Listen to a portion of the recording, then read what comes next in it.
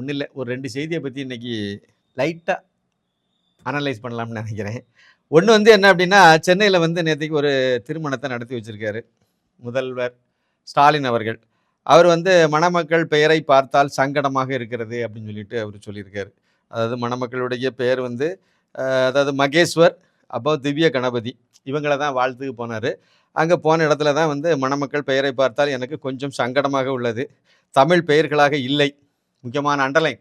தமிழ் பெயர்களாக இல்லை. இருந்தாலும் பரவாயில்லை அப்படின்னு சொல்லிட்டு அவர் வந்து பேசியிருக்காரு. இதுல என்னுடையது என்னன்னா, தமிழ் பெயராக இல்ல அப்படின்னு சொல்லியிருக்காரு. கீழ வந்து என்ன சொல்லியிருக்காருன்னா, நீங்க தான் தமிழ் உங்களுக்கு தான் தமிழ் பெயர் வைக்கல. உங்களுடைய பிள்ளைகளுக்காவது நீங்க தமிழ் பெயரா வைக்கணும் அப்படின்னு சொல்லிட்டு சொல்லியிருக்காரு. இன்னும் நிறைய கதைகள்லாம் பேசியிருக்காரு. இதுல நான் இந்த பாயிண்ட்ட மட்டும் நான் எடுத்துக்கிட்டேன். உங்களுக்கு பேரு தமிழ் இல்ல. உங்க பிள்ளைகளுக்காவது நீங்க தமிழா வைங்க. தமிழ் பெயரா இல்லாதனால எனக்கு ரொம்ப சங்கடமா இருக்குன்னு சொல்லியிருக்காரு. இவருக்கு பேர் என்னது? இவருக்கு பேரு என்ன சார்? ஸ்டாலின். இது தமிழ் பெயரா? குறைந்தபட்சம் அது இந்திய பெயரா? ஏதோ இந்தி பேரு, இல்லைன்னா இந்தியில இருக்கு, இல்லைன்னா சமஸ்கிருதத்துல விழுந்து வந்தது அப்படி ஏதாவது இருக்கா? இல்ல. அப்ப உங்களுக்கு தமிழ் பேரே உங்களுக்கு இல்ல. இது உங்களுக்கு தெரியுமா தெரியாதா? அந்த அளவுக்கு மரமண்டையாட்டா நீங்க இருக்கீங்க. இல்ல இது ஒரு கூறுகட்டத்தனமா இல்லையா? கேவலமா இல்லையா? சரி உங்க மனைவிக்கு பேர் என்னது? துர்கா. அது தமிழ் பேரா? கிடையாது. அதுவும் சமஸ்கிருதம் தான். சரி உங்க தந்தையார் பேர் என்னது? கருணாநிதி. அது தமிழ் பேரா? கிடையாது. அப்போ உங்க அப்பா பேரு தமிழ் கிடையாது. சரி உங்க அம்மா பேர் என்னது? தயாளு. அது தமிழ் பேரா? அதுவும் கிடையாது. அப்ப இதுல எதுவுமே சரி உங்க பையன் பேர் என்னது? நீங்க தான் தெரியாம உங்க அப்பா வச்சுட்டாரு உங்களுக்கு. சரி நீங்க தான் பெரிய அறிவு ஜீவியாச்சுல்ல. நீங்க மத்தவர்களை இப்ப அட்வைஸ் பண்ணிட்டு திரியிறீங்கல்ல. உங்களுடைய பையனுக்கு நீங்க என்ன பேர் வச்சீங்க? உதயநிதி. உதயா வந்து தமிழா? கிடையாது. நிதி வந்து தமிழா? கிடையாது. அப்ப உதயநிதி அப்படின்னு சொன்னா என்னது அது? எழு பணம். அப்படி வைக்க வேண்டியது தானே பேரு. அப்படியே தமிழ் மாத்துங்க அப்படியே. எழு பணம். எழு பணமோ அள்ளு பணமோ ஏதோ ஒன்று வைங்க. பணமோ பிணமோ வச்சிருக்கணுமே வேண்டாமா? தமிழ் பேரா மாத்திருக்கணுமே வேண்டாமா? அதே மாதிரி தயாநிதி, கலாநிதி இதெல்லாம் என்னது? இதெல்லாம் என்ன பேர் சார்? அவ்வளவும் சமஸ்கிருதம். சரி நீங்க ஒரு கட்சி நடத்துறீங்களா? திராவிட முன்னேற்ற கழகம். இது என்ன தமிழ் பேரா இது? கிடையாது. அது சமஸ்கிருதம். சரி உங்க கட்சிக்கு ஒரு சின்னம் இருக்குல்ல? உதய சூரியன். அது என்ன தமிழ் பேரா? கிடையாது. உதயம் கிடையாது, சூரியனும் கிடையாது. சமஸ்கிருத பேர். எழு ஞாயிறு அப்படி நீங்க வைக்கணும். தமிழ்ல வச்சதா இருந்தா அப்படிதான் நீங்க வச்சிருக்கணும். அதே மாதிரி நீங்க வந்து ஒரு தலைமை அலுவலகம் ஒண்ணு வச்சிருக்கீங்க. அறிவாலயம் அப்படின்னு சொல்லிட்டு. சரி அந்த அறிவாலயம்ங்கிறதாவது தமிழா? அதுவும் கிடையாது. அப்ப எதுவுமே தமிழ்ல வைக்காம நீங்க வந்து மத்தவங்களுக்கு பாடம் நடத்துறீங்க. சரி நீங்க வச்சிருக்க நிறுவனங்கள் ஏதாவது தமிழ்ல நீங்க வச்சிருக்கீங்களா? சன் டிவி இது என்ன தமிழா? சரி உங்க பொண்ணு உங்க மக செந்தாமரை நடத்தக்கூடிய பள்ளிக்கூடம் ஒண்ணு இருக்குல்ல, அதுக்கு பேர் என்னது சார்? சன்ஷைன். கரெக்ட் தானே? முடிஞ்சு போச்சுல. சன்ஷைன் முடிஞ்சு போச்சு. அது வந்து சுத்தமான நெய்யினால் செய்யப்பட்ட தமிழ் அப்படித்தானே? சரி உங்க மகள் செந்தாமரையுடைய கணவர் சபரீசன் அவர் ஒரு பெரிய நிறுவனம் ஒன்று நடத்துறாருல, ஒரு கார்பரேட் நிறுவனம் ஜி ஸ்கொயர். அது சுத்தமான தமிழோ? என்னங்க இது? தமிழ்ல எதுவுமே தமிழ் கிடையாது. உங்க குடும்பத்துல உள்ளவங்களுக்கு பேர்ல இருந்து ஆரம்பிச்சு நீங்க நடத்துற அதே மாதிரி உங்க மகன் நடத்துற ரெட் ஜெயண்ட் மூவிஸ் இது என்ன இது தமிழா இது? எதுவுமே உங்க தந்தையர் காலத்துல இருந்து நீங்க எடுத்து பாருங்க. அஞ்சுகம் பிக்சர்ஸ் அதெல்லாம் தமிழா இது? இத மாதிரி நீங்க எடுத்து பார்த்தீங்கன்னா உங்களுடைய இதுல எதுவுமே தமிழ் கிடையாது. ஆனா நீங்க வந்து தமிழ்னு சொல்லி மற்றவங்களுக்கு உண்மையான தமிழர்களுக்கு நீங்க பாடம் நடத்துறீங்க. குறைந்தபட்சம் நீங்க வந்து இந்திய மொழியை கூட வைக்கல. வெளிநாட்டு பேரை கொண்டு உங்களுக்கு வச்சுட்டு ரஷ்ய பேரை வச்சுவிட்டு நீங்க வந்து தமிழன் சொல்லிட்டு ஊருக்கு உபதேசம் பண்ணிட்டு அலையிறீங்கிறதா இந்த இடத்துல நம்ம அதாவது மக்கள் ரொம்ப விழிச்சுட்டாங்க, விழிப்புணர்வு பெற்றுட்டாங்க. இது மேலும் வந்து நீங்க இந்த மாதிரி எல்லாம் சமாச்சாரங்களை சொல்லி தமிழ் சொல்லியோ ஊரை ஏமாத்துறதுக்கு முடியாது. நேற்றைக்கு வந்து இதே மாதிரி தான் வந்து திருப்பூர் நினைக்கிறேன். அங்கெல்லாம் போய் என்ன பண்ணியிருந்தாங்கன்னா, திருப்பூரை பொள்ளாச்சிக்கணும் அந்த பகுதியில் கோயம்புத்தூர் மண்டலத்தில் போய் அந்த ரயில்வே ஸ்டேஷனில் இருக்கக்கூடிய இந்தி எழுத்தை வழக்கம் போல் நாங்கள் இந்தி எதிர்ப்பு போராளினி காணிக்கிறதுக்கு இந்தி எதிர்ப்பு இந்தியெல்லாம் அழிக்கிறாங்களாம். போய் இந்தியை எவன் திணிக்கிறான்? இந்திய யாரு திணிக்கிறா?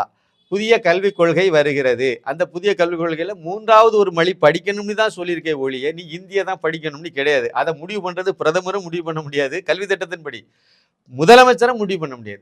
எம்பி எம்எல்ஏக்களும் முடிவு செய்ய முடியாது. மாவட்ட கல்வி அதிகாரியும் முடிவு பண்ண முடியாது. மாவட்ட கலெக்டரும் முடிவு பண்ண முடியாது. அப்ப யார் தான் முடிவு பண்றது?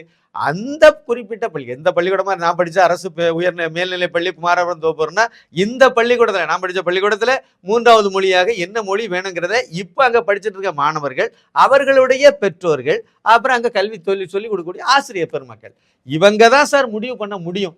அவங்க வந்து என் 3வது மொழியா என்ன மொழியை வச்சுக்கலாம்னு முடிவு பண்ணுவாங்க. அதில் அவங்க இந்தியும் ஒரு சாய்ஸாக இருக்கும், மலையாளம் ஒன்று இருக்கும், தெலுங்கு இருக்கும், கன்னடம் இருக்கும், உருது இருக்கும். இல்லை என்ன மொழி வேணாலும் அவங்க தான் அதனை கரெக்டாக இருக்க முடியும்.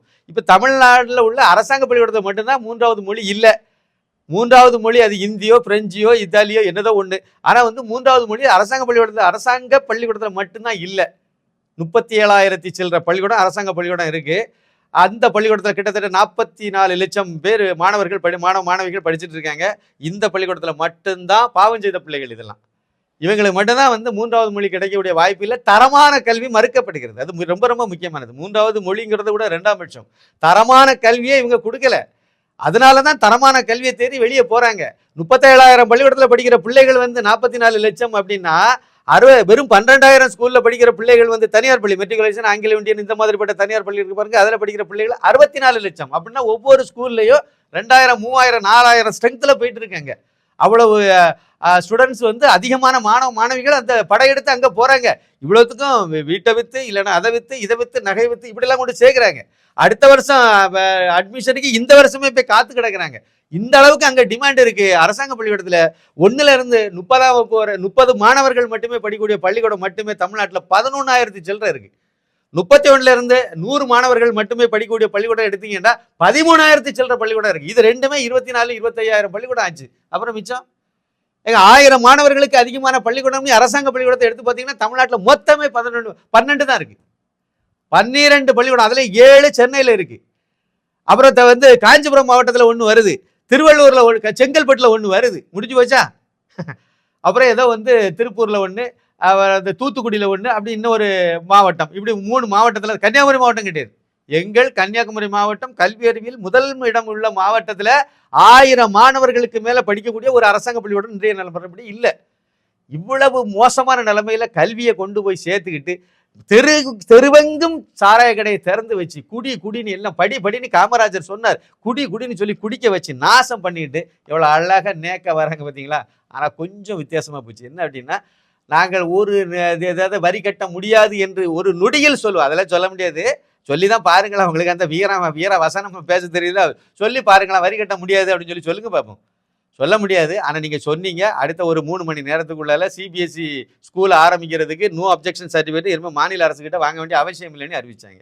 இங்கே இந்தியாவே அழிக்கிறேன்னு சொன்னீங்க. உடனே பிடிச்சி ஒரு 3 பேரை இன்னைக்கு கைது பண்ணுவாங்க. இன்னும் பேசிட்டு இருக்காங்க, அதே மாதிரி கைது ஆயிருப்பாங்க. வழக்கு பதிவு இது வரைக்கும் வழக்கு பதிவுலாம் பண்ண மாட்டாங்க, விட்டுட்டு இருந்தாங்க. இப்போ போட்டாச்சு.